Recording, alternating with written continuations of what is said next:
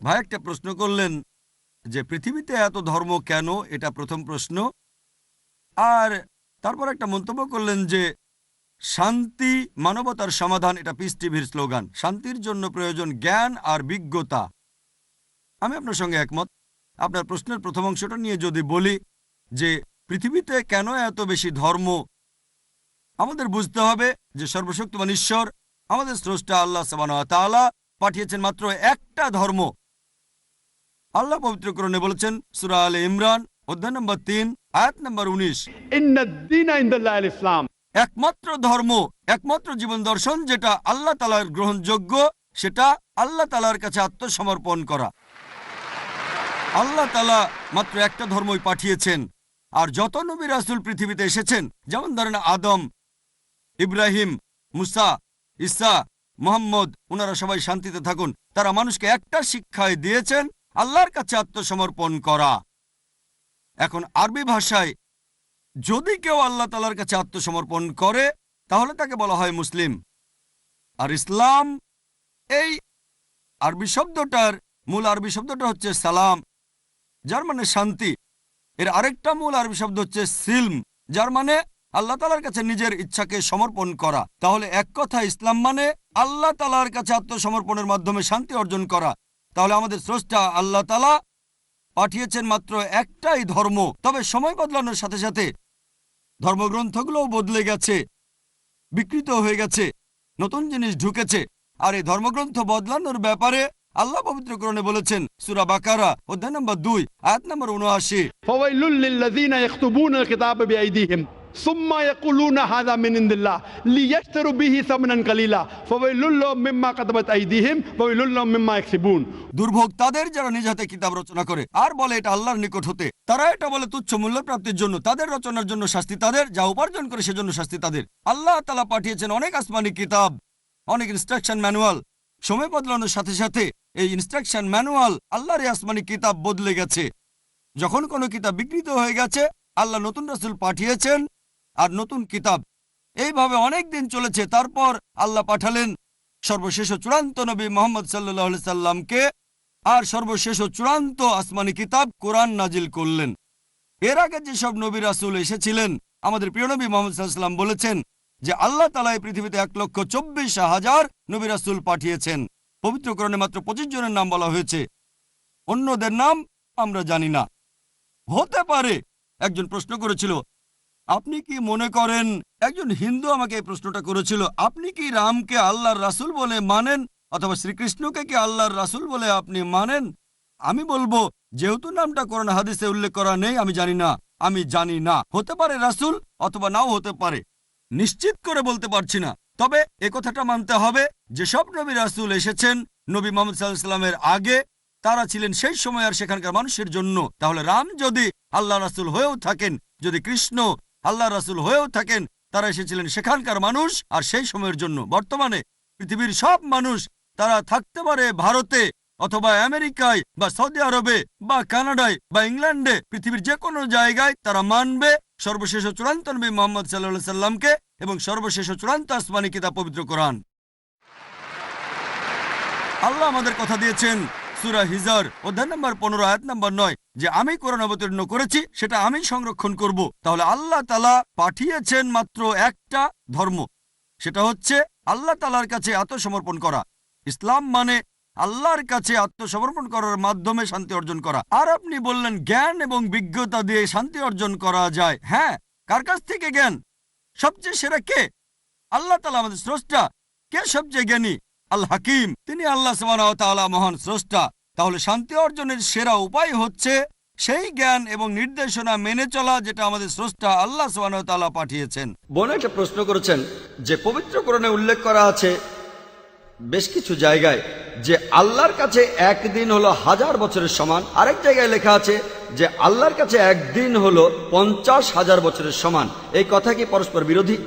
বোন, আপনি যে আয়াতের কথা বলেছেন সেগুলো পবিত্র কোরআনে আছে। সূরা আল হাজের 47 নম্বর আয়াতে উল্লেখ করা আছে।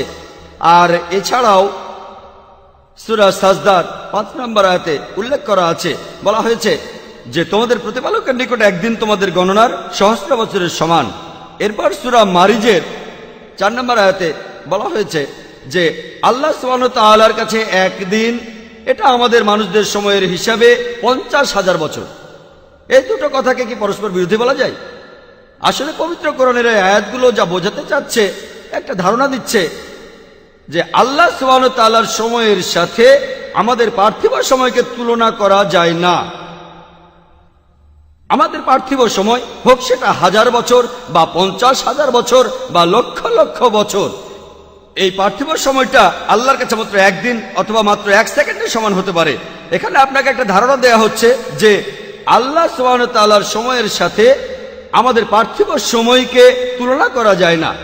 তারপরেও যদি আয়াতগুলোর শব্দগত অর্থ ধরেন, সেখানেও একটা ব্যাখ্যা রয়েছে।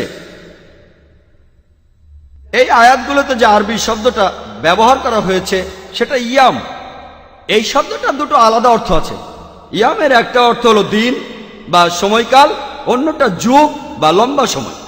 তাই আপনি যদি কোরআনে সূরা সাজদার 5 নম্বর আয়াতটি ভালো মতো পড়েন, বলা হয়েছে যে তিনিই সমুদায় বিষয়সমূহ পরিচালনা করেন, আকাশ হইতে পৃথিবী পর্যন্ত। অতঃপর একদিন সমস্ত কিছুই তাহার সমীপে সমর্থিত হইবে, যেদিনের পরিমাণ হইবে তোমাদের হিসাবে সহস্র বছর। যদি এই শব্দটা সঠিক অনুবাদ করেন, ইয়াম মানে সময়কাল, কথাটা দাঁড়াবে আল্লাহ আকাশ ও পৃথিবীর সবকিছু পরিচালনা করেন আর সবকিছুই তাহার কাছে যাবে একটি সময়কালে, যে সময়টা তোমাদের হিসাবে 1000 বছর। আর সূরা মাজিদের 4 নম্বর আয়াতে এই কথাটা বলা হয়েছে যে রূহ এবং ফেরেশতা আল্লাহর দিকে ঊর্ধ্বগামী হয় এমন একদিনে যাহার পরিমাণ পার্থিব সময়ের হিসাবে 50,000 বছর। যদি আয়াতটা সঠিক অনুবাদ করেন, ইয়াম মানে সময়কাল, কথাটা দাঁড়াবে যে রূহ এবং ফেরেশতা তারা আল্লাহ সুবহানাহু ওয়া তাআলার কাছে পৌঁছায় একটা সময়কালে যেটা 50,000 বছরের সমান। পবিত্র কোরআন দুটো আলাদা সময়ের কথা বলেছে, তাই এখানে পরস্পর বিরোধী কিছু নেই। যেমন ধরেন আমি বললাম যে আমার এখান থেকে ওয়াশিতে যেতে 1 ঘন্টা সময় লাগবে, এই জায়গা থেকে ওয়াশিতে যেতে আমার সময় লাগবে 1 ঘন্টা। আর তারপর বললাম যে এই জায়গা থেকে শ্রীনগর যেতে আমার সময় লাগবে 50 ঘন্টা। 50 ঘন্টা এটা পরস্পর বিরোধী না, কারণ দুটোই আলাদা সময়কাল। তাই এক আয়াতে কোরআন বলছে যে সময়কালের মধ্যে সমস্ত রূহ এবং ফেরেশতা আল্লাহ সুবহানাহু ওয়া তাআলার দিকে ঊর্ধ্বগামী হয়, সেটা পার্থিব সময়ের হিসেবে 50,000 বছরের সমান। বোন, আপনি প্রশ্ন করলেন ওই একই বই থেকে। আমি একটা কথা পরিষ্কার করে বলতে চাই, মিস্টার সালেচা এই বইগুলো দিয়েছেন আর বলেছেন আমরা চাইলে আরো বই দেওয়া হবে। আর এই বইগুলো বিভিন্ন দোকানে কিনতে পাওয়া যায়, মানুষ বইগুলো অবশ্যই কিনবে ইত্যাদি। আমিও সে কথাই বলছি, আপনাদের অনুরোধ করছি। আপনি এক কথা আর কতবার বলবেন? একই কথা রিপিট করছেন। ঠিক বলেছেন ভাই। বলছেন আমি রিপিট করছি কেন? কারণ এই কথাগুলো এখানেই লেখা আছে। যুক্তিগুলো যদি এই বইয়ে না থাকতো তাহলে আমি রিপিট করতাম। প্লিজ প্লিজ আপনারা একটু শান্ত হয়ে বসুন। মিস্টার রশ্মি ভাই জাভেরি ঠিকই বলেছেন, বইটা অন্য কেউ লিখেছেন। বইটার লেখকই এটাকে সমর্থন করে বলবেন, মিস্টার জাভেরি এটার পক্ষে বলতে চান না। তাই বইটার কথা ভুলে গিয়ে এমন প্রশ্ন করি যেটা টপিকের সঙ্গে প্রাসঙ্গিক। ঠিক, আমিও মেনে নিলাম। আমি একমত। মিস্টার জাভেরি বইগুলো পড়েন কিন্তু রিসার্চ করেন না। তিনি নন ভেজের বিরুদ্ধে লেখা বইগুলো পড়েন, তারপর সে কথাগুলো যুক্তি হিসেবে দেখাবেন। আমি মেনে নেব অথবা মানব না, এটা তো বলতে পারেন না আমি বইগুলো লিখিনি তাই এ ব্যাপারে প্রশ্ন করবেন না। এটা অযৌক্তিক। আমাকে যদি নন ভেজ সম্পর্কে এই বইয়ের কথাগুলো বলেন, আমি হয় বলবো এটা মিথ্যা অথবা বলবো এটা অযৌক্তিক বা যৌক্তিক। আমি বিরক্ত হব কেন? বইগুলো ভেজ খাবারের পক্ষে বলছে, যদি আমি ইসলামের বিরুদ্ধে কোনো বই দেখি তাহলে বলবো সেটা মিথ্যা। এক্সকিউজ মি, আপনারা উত্তরের মাঝখানে কথা বলবেন না, আপনারা শুধু প্রশ্ন করবেন আর বক্তারা তার উত্তর দেবেন। আমি চাইবো না ডক্টর জাকির বা মিস্টার জাভেরি দর্শকদের সাথে বিতর্কে জড়িয়ে পড়ুন। দর্শক শ্রোতারা এখানে বিতর্ক করবেন না, মনে রাখবেন। আপনি শুরু করতে পারেন। আমি উত্তর দেওয়া শুরু করছি, আপনিও এখন থেকে সময় হিসেব করেন। প্রতিবার বাধা দেওয়া হচ্ছে। আমি উত্তর দিতে চাচ্ছি। আমি চেয়ারম্যানকে বলবো একজনের সাথে পক্ষপাত করবেন না। আমি বাধা পেলে আমার অতিরিক্ত সময় পাওয়া উচিত। আর বোন একটা যুক্তির কথা বললেন, যেটা শুধু এই বই নয়, অন্যান্য অনেক বইতে আছে। ইন্টারনেটে গিয়ে দেখেন এই একই যুক্তি দেখানো হচ্ছে। প্রথমেই দুধ কি ভেজ না নন ভেজ, এটা একটা বড় প্রশ্ন। অনেক ভেজিটেরিয়ান আছে যারা বলে যে দুধ হলো ননভেজ। এই বই, আমি বক্তাকে দোষ দিচ্ছি না, এই বই বলছে দুধ হলো ননভেজ, যদি দুধ খান অনেক রোগ হতে পারে। অন্যান্য ভেজ ফাউন্ডেশন বলছে না, আমরা ল্যাক্টো ভেজিটেরিয়ান, দুধ খাই। দুধ ভেজ হোক বা নন ভেজ, একটা সহজ প্রশ্ন করি, যদি পশুদের আঘাত দিতে না চান, যখন দুধ দোয়ান, যখন এই পশুদের দুধ দোয়ান, এতে তারা খুব ব্যথা পায়। জানেন কৃত্রিমভাবে দুধ দোয়ালে পশুরা ব্যথা পায়। মা হয়েছেন এমন মহিলাকে জিজ্ঞেস করেন, মাঝে মধ্যে তাদের সমস্যা হয় যখন কৃত্রিমভাবে দুধ বের করা হয়, এটা খুবই কষ্টকর। তাই পশুর দুধ বের করার সময় তারা কষ্ট পায়। যখন বলছেন পশুরা খাওয়ার জন্য না, তাহলে তাদের দুধ দোয়াচ্ছেন কেন? গরু আর ছাগল, এতে তারা ব্যথা পায়। এটা হলো পশুদের কাছ থেকে ডাকাতি করা। যদি বলেন এই পশুগুলো খাওয়ার জন্য না, তারপরেও পশুদের দুধ খান, তাহলে সেই দুধ চুরি করছেন যেটা প্রাপ্য তাদের বাচ্চাদের, দুধটা তাদের বাচ্চাদের। ওনারা উদাহরণ দিয়েছেন যে একটা গরু গড়পড়তায় একদিনে দেয় 10 কেজি দুধ আছে এই বইতে, যদি ভুল থাকে সমস্যা নেই, এটা ইন্টারনেটেও আছে। একদিনে 10 কেজি দুধ, প্রতি মাসে 300 কেজি দুধ, প্রতি বছরে প্রায় 3000 কেজি। দুধের হিসেব কেজিতে কেন করেন, লিটারে করেন? এখানে কেজি কেন সেটা জানি না, লেখককে জিজ্ঞেস করেন। তারপর এখানে বলা হয়েছে যে 3000 কেজি দুধ এটা খেতে পারবে 6000 মানুষ। তাই পুরো জীবদ্দশায় গরুটা খাওয়াবে 90,000 মানুষকে পুরো জীবদ্দশায়, আর গরুটাকে মেরে ফেললে 1000 মানুষ খাবে। এখানে কোনটা ভালো, 90,000 না 1000? সেই হাঁসটাকে আপনি মারবেন কেন যে দৈনিক সোনা ডিম পাড়ে? এটা তো বুদ্ধিমানের কাজ না। আমিও ব্যাপারে একমত, তবে এটা আপনারা ভালো করে খেয়াল করবেন, দুধ দেয় এমন গরুকে কেউই জবাই করতে চাইবে না। কোন কসাইখানাতে দুধ দেয়া গরু জবাই করবে না, কারণ এই গরুগুলোর দাম অন্যান্য গরুর চাইতে অনেক গুণ বেশি। বোম্বেতে দুধ দেয়া গরুর দাম 20 থেকে 25,000 টাকা। যে গরুটা আমাদেরকে দুধ দেয় না তার দাম মাত্র 3 থেকে 5,000 টাকা। তাই আমরা যেটা করি, নন ভেজিটেরিয়ানরা গবাদি পশুদের লালন পালন করি যতদিন তারা দুধ দেয়। যখন দুধ দেয়া বন্ধ করে দেয় তখনই জবাই করি। আমরা হাঁসের সবগুলো ডিম নিয়ে নিই, ডিম পাড়া বন্ধ হলে হাঁসটাকে জবাই করে তার মাংস খাই।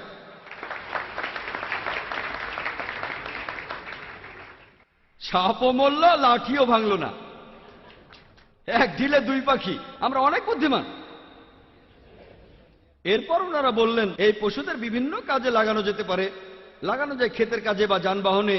যদি পশুদের এতই ভালোবাসেন তাহলে কষ্ট দেবেন কেন? আর এছাড়াও ইন্ডিয়ার পরিসংখ্যান বলছে যে যত গরু, ষাঁড় আর বলদ আছে তার মাত্র 25% প্রোডাক্টিভ, আর বাকি 75% আনপ্রোডাক্টিভ। হয় তাদের বয়স হয়ে গেছে অথবা তারা পুরুষ, সবগুলোই গাভীনা, ষাঁড়ও আছে। আপনারা এই 75% আনপ্রোডাক্টিভ গরুগুলোকে নিয়ে কি করবেন? ছাগল, ষাঁড়, বলদ একটা অপশন, তাদের পালন করেন নিজের খরচে। একটা ষাঁড়ের পেছনে বছরে 18,000 টাকা লাগে। পরিসংখ্যান এই কথাই বলছে, তাদের পরিসংখ্যান, এটা আমার কথা না। প্রতি বছরে 18,000। দুধ শেষ হয়ে গেলে তারা আরো 5-6 বছর বাঁচে। কোন কৃষক এই লাখ লাখ গরুর খরচ বহন করবে? প্রতি বছরে 18,000। দ্বিতীয় অপশন, জীবদয়া সংস্থায় দিয়ে দেন, তারা এই পশুদের জমিতে ছেড়ে দেবে, অন্যের ফসল খাবে। তৃতীয় অপশন, জঙ্গলে ছেড়ে দেন, হিংস্র পশুরা খেয়ে ফেলবে। শেষ অপশনটাই ভালো, তাদের দুধ দেয়া বন্ধ হয়ে গেলে এই পশুগুলোকে কসাইখানায় পাঠান, এতে কৃষকের লাভ হচ্ছে, সে টাকা পাচ্ছে। খুব সুন্দর প্রশ্ন করেছেন যে নবী যীশু খ্রিস্ট এবং নবী মোহাম্মদ, ইনাদের মধ্যে পার্থক্য কি? দুজনেই বলেছেন এক ঈশ্বরের ইবাদত করো, তাহলে পার্থক্য কোথায়? আমরা কাকে মানব? আর যীশু খ্রিস্ট আবার পৃথিবীতে আসবেন, তাহলে তিনিই কি শেষ নবী? এই প্রশ্নটার ব্যাপারে যদি বলতে হয় যে যতজন নবী রাসূল আছেন তাদের মধ্যে 5 জনকে সহিহ হাদিস অনুযায়ী বলা হয় সবচেয়ে গুরুত্বপূর্ণ। নবী ইব্রাহিম, নবী নূহ আলাইহিস সালাম, নবী মুসা, নবী ঈসা আর নবী মুহাম্মদ সাল্লাল্লাহু আলাইহি সাল্লাম। তাহলে আমরা যীশু খ্রিস্ট ভাই সাল্লাল্লাহু আলাইহি সাল্লামকে আল্লাহর একজন গুরুত্বপূর্ণ নবী বলে বিশ্বাস করি। প্রশ্নের উত্তর দেওয়ার আগে একটা কথা বলে নিই আমি, যে সেই মুসলিম আসলে মুসলিম না যে যীশু খ্রিস্টকে নবী বলে বিশ্বাস করে না। আমরা মানি তিনি ছিলেন আল্লাহ প্রেরিত একজন নবী ও রাসূল। আমরা মানি যে তিনি ছিলেন মসীহ অর্থাৎ খ্রিস্ট। আমরা মানি যে তিনি অলৌকিকভাবে জন্মেছিলেন কোন পুরুষের হস্তক্ষেপ ছাড়াই। এখনকার অনেক আধুনিক খ্রিস্টানই এটা বিশ্বাস করে না। আমরা মানি যে তিনি আল্লাহর অনুমতিতে মৃত মানুষকে জীবন দিয়েছেন। আমরা মানি যে তিনি আল্লাহর অনুমতিতে জন্মান্তর কুষ্ঠরোগীদের সুস্থ করেছেন। যে অনেক খ্রিস্টান তারা বলে যে যীশু খ্রিস্ট নিজেকে ঈশ্বর বলে দাবি করেছেন। আর আপনি যদি বাইবেল পড়েন, গোটা বাইবেলে পরিষ্কার করে বলা এমন একটা অনুচ্ছেদও পাবেন না যেখানে যীশু খ্রিস্ট তার নিজের মুখেই বলেছেন যে আমি ঈশ্বর অথবা আমার উপাসনা করো।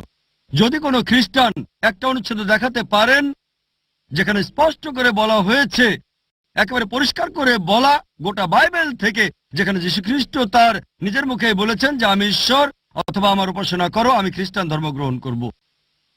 সত্যি বলতে বাইবেল পড়লে দেখবেন যীশু খ্রিস্ট তার নিজের মুখে বলেছেন। এটা আছে গসপেল অফ জন অধ্যায় নম্বর 14 অনুচ্ছেদ 28, আমার পিতা আমার চেয়ে মহান। গসপেল অফ জন অধ্যায় নম্বর 10 অনুচ্ছেদ 29, আমার পিতা সবার চেয়ে মহান। গসপেল অফ ম্যাথিউ অধ্যায় নম্বর 12 অনুচ্ছেদ 28, আমি ঈশ্বরের আঙ্গুলের সাহায্যে শয়তানকে তাড়িয়ে দেই। গসপেল অফ লুক অধ্যায় নম্বর 11 অনুচ্ছেদ 20, আমি ঈশ্বরের আত্মার সাহায্যে শয়তানকে তাড়িয়ে দেই। গসপেল অফ জন অধ্যায় নম্বর 5 অনুচ্ছেদ 30, আমি নিজ থেকে কিছু করতে পারি না, আমি যেমন শুনি তেমন বিচার করি, আর আমার বিচার ন্যায্য, কারণ আমি নিজের থেকে কিছু করি না, পিতার ইচ্ছা পূরণ করি। যদি কেউ বলে আমি নিজের ইচ্ছা পূরণ করি না, আল্লাহর ইচ্ছা পূরণ করি, সে একজন মুসলিম। তাহলে যীশু খ্রিস্ট ছিলেন একজন মুসলিম, নিজেকে ঈশ্বর দাবি করেননি। তারপর বাইবেলে আছে গসপেল অফ জন অধ্যায় নম্বর 14 অনুচ্ছেদ 24, যীশু বলেছেন যে তোমরা যে কথাগুলো শোনো সেগুলো আমার নয়, আমার পিতার যিনি আমাকে পাঠিয়েছেন। তারপর গসপেল অফ জন অধ্যায় 17 অনুচ্ছেদ 3, যীশু নিজের মুখে বলেছেন এ হচ্ছে অনন্ত জীবন, যাতে তোমরা জানতে পারো ঈশ্বরকে বলে একজন আর যীশু খ্রিস্টকে যাকে তিনি পাঠিয়েছেন। এরপর আছে বুক অফ অ্যাক্টসে অধ্যায় নম্বর 2 অনুচ্ছেদ 22, হে ইসরায়েলবাসী মন দিয়ে শোনো, নাজারেথ শহরের যীশু তোমাদের মধ্যে ঈশ্বর অনুমোদিত একজন মানুষ, তিনি অনেক অলৌকিক কাজ করে দেখাবেন, ঈশ্বর তাকে দিয়ে করাবেন আর তোমরা তার সাক্ষী। ঈশ্বর অনুমোদিত একজন মানুষ তোমাদের মাঝে, তিনি অনেক অলৌকিক কাজ করে দেখাবেন, তাকে ঈশ্বর করাবেন, তোমরা তার সাক্ষী। তাহলে যীশু খ্রিস্ট সাল্লাম আল্লাহর খুব গুরুত্বপূর্ণ একজন নবী ও রাসূল, তবে তিনি আল্লাহ নন। আর যদি তাকে অনুসরণ করতে চান, এই কথাটা আগেও বলেছি যে গসপেল অফ জন অধ্যায় 16 অনুচ্ছেদ 12 থেকে 14, যীশু বলেছেন আমি তোমাদের অনেক কথা বলতে চাই, কিন্তু সেগুলো এখন সহ্য করতে পারবে না, কারণ যখন সত্যের আত্মা আসবেন তিনি তোমাদের সত্যের পথে নিয়ে যাবেন। তার মানে যদি আপনি সত্যি যীশু খ্রিস্ট সাল্লামকে মেনে চলেন, এক ঈশ্বরকে বিশ্বাসের পাশাপাশি, তাহলে আরো মেনে চলবেন সর্বশেষ চূড়ান্ত নবী মুহাম্মদ সাল্লাল্লাহু আলাইহি ওয়াসাল্লামকে। এবার আপনার শেষ প্রশ্নের উত্তরে বলি যে যীশু খ্রিস্ট আবার আসবেন, তাহলে তিনিই তো শেষ নবী। পবিত্র কোরআনে উল্লেখ করা হয়েছে সূরা মাইদা অধ্যায় নম্বর 5 আয়াত 116, যীশু খ্রিস্ট বলছেন আল্লাহ সুবহানাহু ওয়া তাআলাকে যে তুমি সাক্ষী থাকো, আমি কখনোই বলিনি আমার উপাসনা করো, বরং বলেছি আল্লাহর ইবাদত করো, রাব্বি ওয়া রাব্বুকুম, যিনি আমারও তোমাদের প্রভু। এখন যীশু খ্রিস্ট দ্বিতীয়বার আসবেন কেন? তিনি আল্লাহ তাআলার একমাত্র রাসূল, যাকে তার অনুসারীরা ভুল বুঝেছে, তিনি নাকি নিজেকে ঈশ্বর বলে দাবি করেছেন। অন্য সব নবী রাসূল তাদের অনুসারীরা কখনো তাদেরকে ঈশ্বর ভেবে ভুল করেনি। ঈসা আলাইহিস সালাম অথবা যীশু খ্রিস্ট হলেন একমাত্র রাসূল যার অনুসারীরা ভুল করে ভেবেছে যে তিনি নিজেকে ঈশ্বর দাবি করেছেন। এই কারণে দ্বিতীয়বার যখন আসবেন তখন তিনি আসবেন নবী মুহাম্মদ সাল্লাল্লাহু আলাইহি সাল্লামের অনুসারী হিসেবে। কোন নতুন নিয়ম আনবেন না, তিনি আসবেন সাক্ষ্য দিতে যে নিজেকে ঈশ্বর বলেননি। তিনি নতুন কোনো ওহী আনবেন না, ওহী আসা সম্পূর্ণ হয়ে গেছে। কোরআন বলছে সূরা মাইদা অধ্যায় 5 আয়াত 3, আজ আমি তোমাদের দিনকে পূর্ণ করলাম, তোমাদের জন্য ইসলামকে পছন্দ করলাম আর তোমাদের প্রতি অনুগ্রহ সম্পূর্ণ করলাম। নতুন করে কোনো কিছু ইসলামে যোগ বা বিয়োগ করা যাবে না। তাহলে ঈসা আলাইহিস সালাম দ্বিতীয়বার পৃথিবীতে এসে খ্রিস্টানদের বিরুদ্ধে সাক্ষ্য দেবেন যে তিনি বলেননি আমার উপাসনা করো, বলেছেন আল্লাহর ইবাদত করো, রাব্বি ওয়া রাব্বুকুম, তিনি আমারও তোমাদের প্রভু। তাহলে যীশু খ্রিস্ট আবার আসবেন মুহাম্মদ সাল্লাল্লাহু আলাইহি সাল্লামের উম্মত হিসেবে। ভাই একটা প্রশ্ন করেছেন যে কি করে আমি বৈজ্ঞানিকভাবে প্রমাণ করব যে একজন সৃষ্টিকর্তা আছেন, আল্লাহ সুবহানাহু ওয়া তাআলা আছেন। বিশেষ করে একজন নাস্তিকের কাছে যে কোনো ঈশ্বরকেই বিশ্বাস করে না, আমি প্রথমে যে কাজটা করব সেটা হলো আমি সেই নাস্তিককে অভিনন্দন জানাবো। কেন বলতে পারেন? আমাদের আশেপাশে দেখেন, উনি একজন হিন্দু কারণ উনার বাবা হিন্দু, উনি একজন খ্রিস্টান কারণ উনার বাবা খ্রিস্টান, আর উনি হলেন মুসলিম কারণ উনার বাবা ছিলেন মুসলিম। এই নাস্তিক যদিও জন্মের সময় তার একটা ধর্মীয় পরিচয় ছিল, সে কোন রকম নকল ঈশ্বরে বিশ্বাস করে না। তার বাবা মা যে ঈশ্বরে বিশ্বাস করে তাই সে ঈশ্বরে বিশ্বাস করে না। আমি তাকে অভিনন্দন জানাচ্ছি কারণ সেই নাস্তিক লোকটা শাহাদার প্রথম অংশটা মেনে নিয়েছে, ইসলামিক ধর্মমতের প্রথম অংশ লা ইলাহা, কোথাও কোনো ঈশ্বর নেই। এখন আমি যেটা করব, প্রমাণ করব ইল্লাল্লাহ, আল্লাহ ছাড়া, সেটা আমি করবো ইনশাল্লাহ। অন্য মানুষের ক্ষেত্রে আগে ভুল ঈশ্বরের ধারণাটা দূর করতে হবে, আর তারপরে আল্লাহ সুবহানাহু ওয়া তাআলার সঠিক ধারণা দিতে হবে। এখানে আমার অর্ধেক কাজ হয়ে গেছে। সে মেনে নিয়েছে লা ইলাহা, কোনো ঈশ্বর নেই। এবার আমি প্রমাণ করব ইল্লাল্লাহ, আল্লাহ ছাড়া, সেটা আমি করবো ইনশাল্লাহ। সেই নাস্তিককে প্রশ্ন করেন যে ধরেন কোনো একটা বস্তুটা অপরিচিত হতে পারে, সেটা উঠতে পারে, যেটা পৃথিবীতে কেউ কখনো দেখেনি, পৃথিবীর কোনো মানুষ এই বস্তুটা সম্পর্কে কিছুই জানে না। যদি বস্তুটা আপনার সামনে আনা হয়, যদি প্রশ্ন করা হয় যে বস্তুটা কিভাবে কাজ করে, কোন ব্যক্তি প্রথমে আপনাকে সেটা বলতে পারবে? কোন ব্যক্তি প্রথমে বলতে পারবে? তাকে প্রশ্ন করেন, প্রথমে কোন ব্যক্তি আপনাকে বলতে পারবে এই নতুন বস্তুটা কিভাবে কাজ করে, যেটা পৃথিবীর কোনো মানুষ কখনো দেখেনি? কিছুক্ষণ চিন্তা করার পর সে আপনাকে উত্তর দেবে যে আপনাকে বলতে পারবে বস্তুটা কিভাবে কাজ করে প্রথম ব্যক্তি হলো সেই বস্তুটা যে সৃষ্টি করেছে। কেউ বলবে প্রস্তুতকারক, বলতে পারে উৎপাদনকারী। যে উত্তরই আসুক, শব্দটা নিয়ে তর্ক করবেন না, মেনে নেন। অর্থটা প্রায় একই, সৃষ্টিকর্তা, পরিচালক, উৎপাদনকারী বা প্রস্তুতকারী। তবে উত্তরটা মনে রাখুন, উত্তরটা আপনার মাথায় রাখুন, তারপর তাকে আবার প্রশ্ন করুন, এই বিশ্বজগৎ কিভাবে সৃষ্টি হয়েছে, কিভাবে তৈরি হয়েছে? সে আপনাকে বিজ্ঞানের থিওরির কথা বলবে। তাকে বলবেন পবিত্র কোরআনে সূরা আম্বিয়ার 30 নম্বর আয়াতে বিজ্ঞানের থিওরির কথা সংক্ষেপে বলা হয়েছে। 1400 বছর আগে পবিত্র কোরআনে কে এই কথা লিখতে পারে? সে তখন বলতে পারে এটা হঠাৎ করে মিলে গেছে। কোনো তর্ক করবেন না। এরপরে প্রশ্ন করবেন, আমরা জানতাম না যে চাঁদের আলোটা আসলে প্রতিফলিত আলো, আমরা সেদিন জানলাম। সে আপনাকে বলবে যে হ্যাঁ, চাঁদের আলো প্রতিফলিত আলো, এটা নিজের আলো নয়। আবিষ্কারটা কবে হয়েছে? সে বলবে এই সেদিন, গতকাল, 50 বছর আগে, 100 বছর আগে, কিছুদিন আগে জেনেছি। তখন তাকে বলবেন কোরআন বলেছে যে চাঁদের আলোটা আসলে প্রতিফলিত আলো 1400 বছর আগে। কে এই কথাটা বলতে পারে? হয়তো এটাও হঠাৎ করে মিলে গেছে। কোনো তর্ক করবেন না, আপনি বলে যান আমরা জানতাম সূর্য স্থির। প্রশ্ন করেন সূর্য স্থির? সে বলবে না, সূর্য গতিশীল, চারপাশে ঘুরছে। আমরা এটা কবে জানলাম? এই সেদিন, 50 বছর আগে, 100 বছর আগে। কোরআন এই কথা বলেছে 1400 বছর আগে। সে ইতস্তত বোধ করবে। তারপরেও বলতে পারে কোনো বুদ্ধিমান লোক এটা লিখেছে। এরপর তর্ক করবেন না, বলে যান বিশ্বজগতের প্রাথমিক অবস্থা কেমন ছিল, সৌরজগতের সব উপাদান। সে আপনাকে বলবে সব ছিল ধোঁয়া। এটা কিভাবে জানলাম? আমাদের কাছে প্রমাণ আছে, আমাদের কাছে এভিডেন্স আছে। তাকে বলেন কোরআন এই কথা বলেছে 1400 বছর আগে। কে এই কথা বলতে পারে? সে ইতস্তত করবে। তার উত্তরের জন্য অপেক্ষা করবেন না, বলে যান একটার পর একটা প্রশ্ন করতে থাকুন। আমি যেভাবে বললাম এভাবে একটার পর একটা প্রশ্ন করে যান যে পানিচক্র এ সম্পর্কে কবে জেনেছি? কোরআন এটা 1400 বছর আগে বলেছে। পৃথিবীর সব জীবজন্তু পানি থেকে সৃষ্টি হয়েছে। এ কথা কে বলতে পারে?